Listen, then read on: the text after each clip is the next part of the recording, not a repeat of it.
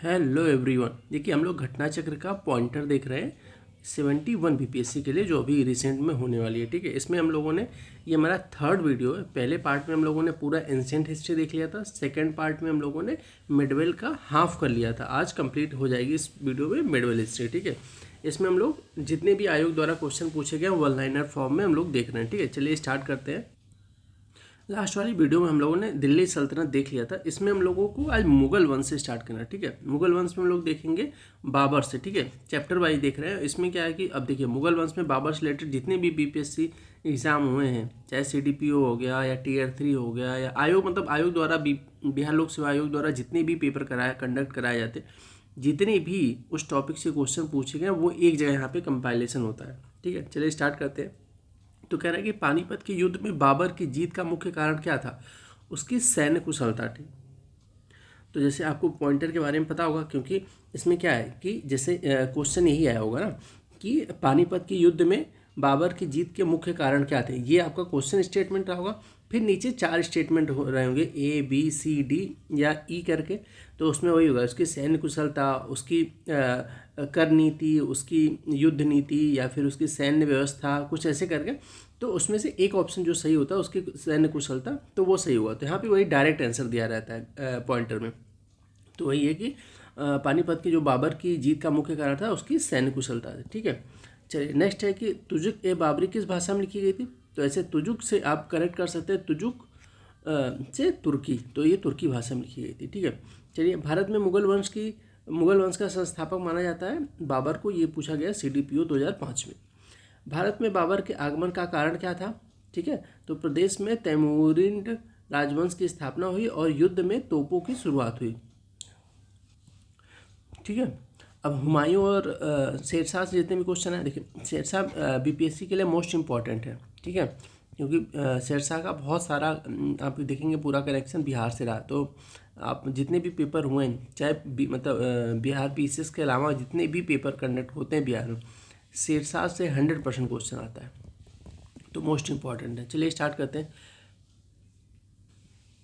पहला है, हुमायूं द्वारा लड़े गए 4 युद्धों का तिथि अनुसार सही क्रम क्या है? तो हुमायूं द्वारा देवरा, चौसा, कन्नौज और सरहिंद का युद्ध लड़ा गया, मतलब ये सीक्वेंस है। 26 जून 1539 को शेरशाह और हुमायूं के बीच जो युद्ध लड़ा गया था वो कहाँ लड़ा गया था? चौसा में। देखिए सीडीपीओ अभी रिसेंट 2018 में पूछा गया। इस सुल्तान ने पहले हजरत आला की उपाधि अपनाई और बाद में सुल्तान की, मतलब इसमें कह रहा है कि कौन है, पहले हजरत आला की टाइटल उन्होंने अडॉप्ट किया था, बाद में सुल्तान की, तो वो शेरशाह सूरी ने की थी। ठीक है, हुमायूं ने चुनार दुर्ग पर प्रथम बार आक्रमण कब किया था? तो 1532 में किया था। शाह बेगम, हाजी बेगम, मुमताज़ महल बेगम और मेहरुन्निसा या नूरुन्निसा बेगम में से अपने बादशाह पति के लिए मकबरे का निर्माण करवाया था हाजी बेगम ने करवाया था। तो शेरशाह का मकबरा कहाँ पे? सासाराम में। वो देखे होंगे आपने, जो वो पानी के बीच में जाके है साथ। किसने अपनी सैन्य टुकड़ियों को 250 और 500 इकाइयों में विभाजित किया? तो सिकंदर शाह और इस्लाम शाह। चलिए अब अकबर देखते हैं। हल्दी घाटी के युद्ध में महाराणा प्रताप की सेना के सेनापति कौन थे? तो हकीम खान थे। बहलोल लोदी, शेरशाह, हुमायूं और अकबर में से इस मुस्लिम शासक ने तीर्थ यात्रा कर समाप्त कर दिया था। किसने समाप्त कर दिया था? तो अकबर ने। अकबर की थोड़ी उदार नीतियाँ थी, इसलिए मतलब इनमें थोड़ा पॉजिटिव काम भी हुआ है। प्लस अकबर आप देखेंगे किसी भी आयोग, चाहे यहाँ तक कि यूपीएससी तक में हो, चाहे किसी भी स्टेट में, अकबर हो गए या विजयनगर साम्राज्य हो गया, ये लोग इनके फेवरेट टॉपिक रहे हैं क्वेश्चन पूछने के मामले में। चलिए नेक्स्ट देखते हैं कि शाहजहां, जहांगीर, अकबर और हुमायूं में से भारत का वह मुगल शासक जो सबसे लंबे समय तक शासन किया था, तो अकबर ने किया था। अब आपको कमेंट बॉक्स में क्या करना है, अकबर की टाइम पीरियड बता देनी है कि कब से इन्होंने कब से इन्होंने कब तक शासन किया था। ठीक है, यह सिस्टम 2019 में पूछा गया। मध्यकालीन भारत में मनसबदारी व्यवस्था क्यों लागू की गई थी? तो स्वच्छ प्रशासन सुनिश्चित करने के लिए। भारत के एकीकरण के बाद वह मध्य पूर्व और पश्चिम एशिया को एक करना चाहता था, जो एक विश्व साम्राज्य स्थापना की ओर एक महत्वपूर्ण कदम था। आरपी त्रिपाठी ने मुगलकालीन भारत में किस सम्राट के बारे में ये कहा था? तो अकबर ने कहा, अकबर के बारे में कहा था। किसने कहा? आरपी त्रिपाठी ने। तो बीपीएससी में खूब सारे स्टेटमेंट बेस्ड भी क्वेश्चन आते हैं, तो ऐसे देखिए। ये अभी रिसेंट 2022 में CDPO में पूछा गया। जब्ती प्रणाली किसकी उपज से संबंधित है? तो जब्ती मतलब एक प्रकार से जब्ती मतलब नाप के करके कर लगाया जाता, तो जब्ती अकबर के टाइम पीरियड की है। दीन इलाही किसके द्वारा हम किए गए? इन्होंने, अकबर ने एक, सब कह सकते हैं कि कई धर्मों का जो पॉजिटिव चीज़ें लेके उन्होंने एक दीन इलाही स्टार्ट किया था। कौन? अकबर ने।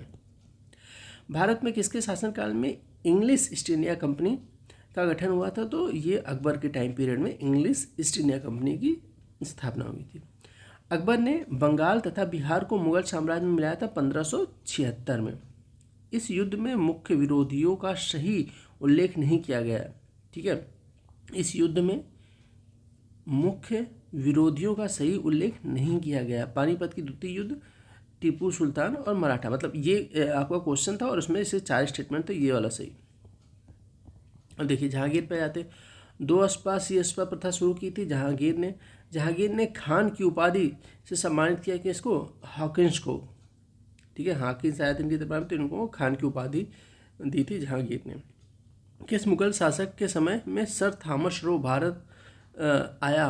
तो जहांगीर के टाइम पीरियड में। तो ये ध्यान रखिएगा, ये बीपीएससी में खूब सारे क्वेश्चन, जैसे ये हो गया, क्या नाम है, जितने भी वो ट्रेवलर थे आए हैं, एक तो उनका टाइम पीरियड तो इम्पोर्टेंट है ही, प्लस वो किसके मतलब जब वो इंडिया आए या जहाँ पे वो विजिट किया उस टाइम किसका राज चल रहा था, ये मोस्ट इंपॉर्टेंट है बीपीएससी के लिए। ठीक है, तो इसको ध्यान रखिएगा। ये तो हो गया थॉमस रो किसके टाइम पीरियड, जहांगीर में। मुगल चित्रकला का नेतृत्व में अपने शीर्ष बिंदु पर वही मुगल चित्रकला किसके टाइम पीरियड में स्वर्णकाल माना जाता है अपने शीर्ष में? तो जहांगीर के टाइम में। इल्मुद्दौला का मकबरा आगरा में बनवाया था नूरजहाँ ने। यह पिटरदुरा या परसीकारी संबंधित है। तो ये एक क्या नाम है, चित्रकारी की एक तकनीक होती है। इसमें क्या होता है, दीवारों में अर्ध कीमती पत्थर जड़कर फूलों और नक्काशी करना, मतलब पत्थर कुछ मतलब कीमती पत्थर के आसपास उसको फूलों या डिजाइन किया जाते, तो ये इसको पितृदुरा पद्धति कहते थे। ठीक है, चलिए अब देखते हैं शाहजहाँ और औरंगजेब से क्या क्या क्वेश्चन है। ईरान के शाह और मुगल शासकों के बीच झगड़े की जड़ क्या थी? कांधार। अभी प्रेजेंट टाइम में कहाँ पे? अफगानिस्तान। दिल्ली के लाल किले का निर्माण करवाया गया था शाहजहाँ द्वारा। इस इतिहासकार ने शाहजहाँ के शासनकाल को मुगल काल का स्वर्ण युग कहा है। तो किसने कहा था? AL श्रीवास्तव। सर्वप्रथम किस मुगल शासक ने ब्रिटिश के विरुद्ध संघर्ष किया था? तो औरंगजेब ने किया था। औरंगजेब द्वारा चलाए गए जिहाद का अर्थ होता था दारुल इस्लाम।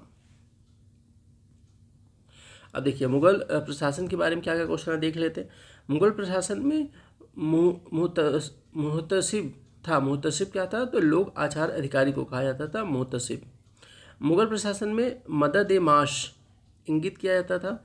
तो विद्वानों को दी जाने वाली राजस्व मुक्त जो भूमि, मतलब जो टैक्स फ्री उनको एक ज़मीन दी जाती थी, किसको? विद्वानों को, उसको कहते थे मदद ए माश।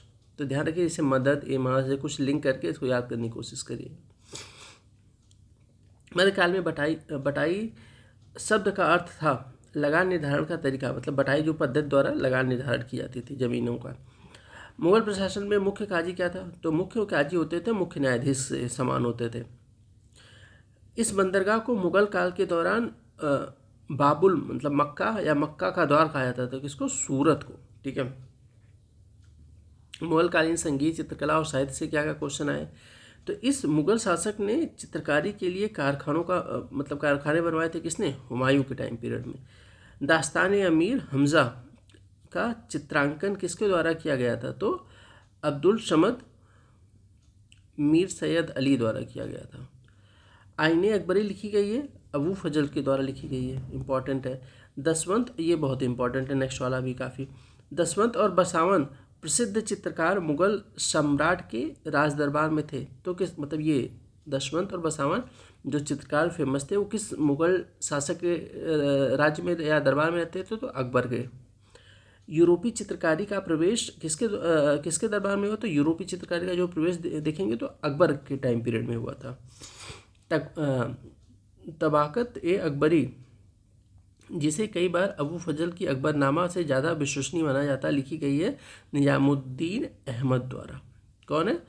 तबाकत अकबरी। ठीक है। नेक्स्ट, हुमायूं नामा की रचना की थी, ये भी काफ़ी इंपॉर्टेंट, बहुत बार पूछा गया। तो हुमायूं नामा अभी रिसेंट पेपर हुआ था बीपीएससी में, उसमें भी पूछा गया था। तो हुमायूं नामा की रचना की है गुलबदन बेगम ने। किसने हुमायूं को यह प्रस्ताव दिया था कि यदि उसे बंगाल पर अधिकार करने दिया गया तो वह बिहार को अर्पित, देखिए मतलब फिर से देखते हैं क्या कह रहा है, किसने हुमायूं को यह प्रस्ताव दिया था कि यदि उसे बंगाल पर अधिकार करने दिया गया तो वह बंगाल को अर्पित, तो वह बिहार को अर्पित कर देगा और 10 लाख दिनार की वार्षिक श्रद्धांजलि अर्पित करेगा। तो शेर खान। आईने अकबरी किसके द्वारा लिखी गई? तो आईने अकबरी अबू फजल द्वारा लिखी गई। यह कथन किसका है? ठीक है। अकबर के शासनकाल में इलाहाबाद में 40 स्तंभ युक्त मंजिल के निर्माण में 5,000 से 20,000 लोगों ने 40 साल तक काम किया था। ये कहा था विलियम फिंच ने कहा था। अब सिख संप्रदाय मराठा से क्या क्या क्वेश्चन आए इसमें देखते हैं। पटना में किस सिख गुरु का जन्म हुआ था? आपने देखा होगा पटना साहिब में बहुत बड़ा गुरुद्वारा है, तो वो गुरु गोविंद सिंह। शिवाजी की राजधानी थी रायगढ़। अष्टप्रधान का गठन किसके द्वारा किया गया था? तो शिवाजी के द्वारा किया गया था। अष्टप्रधान मंत्री परिषद किसके राज्य प्रबंधन में सहायता कर, देखिए आप देखेंगे तो अष्टप्रधान से ही, देखिए शिवाजी से रिलेटेड 3 क्वेश्चन तो यही मिल गए। आगे भी आपको खूब सारे दिखे, ये भी वही है शिवाजी से रिलेटेड, तो इम्पॉर्टेंट है। तो अष्टप्रधान का गठन किया गया था शिवाजी द्वारा। अष्टप्रधान मंत्री परिषद किसके राज्य प्रबंधन में सहायता करती थी? तो शिवाजी के। अष्टप्रधान मंत्री परिषद थी वही मराठा प्रशासन ने। सरंजामी प्रथा संबंधित थी, मराठा भू राजस्व प्रथा है।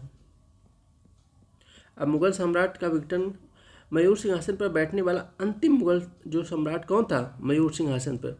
तो मोहम्मद शाह अंतिम शासक था इसे बैठने वाला। इस मुगल बादशाह को वजीर गयासुद्दीन ने दिल्ली में दाखिल नहीं होने दिया था। तो मतलब ऐसे पूछे ना, इस मतलब ऐसे ये कोई स्टेटमेंट आ हुआ तो इसमें बहुत सारे शाह आलम द्वितीय, मोहम्मद शाह, ऐसे शिवाजी, ऐसे करके, तो इसमें देखिए इसका आंसर होगा शाह आलम द्वितीय।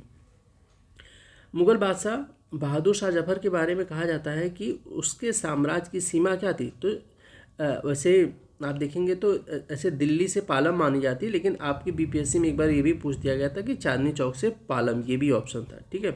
तो ये जितने भी मतलब ऐसे वो देते हैं, वो आयोग ने एक बार हटा भी दिया था, एक बार सही भी माना, तो ध्यान रखिएगा। चांदनी चौक से पालम आता तब भी सही है। दिल्ली से, बिहार, पेशावर से बिहार, और पेशावर से वाराणसी, ऐसे ऑप्शन था। तो एक बार तो उन्होंने चांदनी चौक से पालम माना था, क्योंकि चांदनी चौक पार्ट ऑफ दिल्ली है, तो कह सकते हैं दिल्ली से पालम, और उपयुक्त में से कोई नहीं। तो अगर ये ऑप्शन है तो ज़्यादा बेटर, अगर नहीं है तो फिर दिल्ली से पालम मार सकते हैं आप। ठीक है। अगर उपयुक्त में से कोई नहीं तो यही सही होगा। तुगलक, देखिए इसमें क्या है नोट में, तुगलक शासक नसरुद्दीन मोहम्मद ने कहा था कि उसके साम्राज्य चांदनी चौक से पालम तक है। तो ये जो है ये मुगल बहादुर शाह जफर ने ये कहा था, नसरुद्दीन महमूद का स्टेटमेंट है। ठीक है। तो यहीं तक इसको रखते हैं। आधुनिक भारत जो है, जो मॉडर्न हिस्ट्री है, उसको हम लोग नेक्स्ट वीडियो से स्टार्ट करेंगे। ये आपको कोशिश करेंगे फटाफट जितने भी इम्पोर्टेंट हिस्से, आप देखेंगे कि हिस्ट्री वाले पोर्शन से खूब सारे क्वेश्चन आते हैं। ठीक है। अब उसके बाद जो है बीपीएससी स्पेशल हो गया और साइंस हो गया। ठीक है। इन सब से जो पोर्शन है आप देखेंगे कि बीपीएससी से लगभग 30 के आसपास क्वेश्चन आते हैं, साइंस से भी यही ऑन एवरेज 30 रहते हैं। ठीक है। तो ये जो बड़े मेजर वाले पोर्शन है इसमें 1 लाइनर में आपको कंप्लीट करा दिया जाए। अब हिस्ट्री शायद मॉडर्न हिस्ट्री 1 या 2 मैक्सिमम में ख़त्म हो जाएगा, उसके बाद फिर हम लोग और आगे बढ़ेंगे। ठीक है। चलिए मिलते हैं नेक्स्ट वीडियो में, तब तक के लिए धन्यवाद।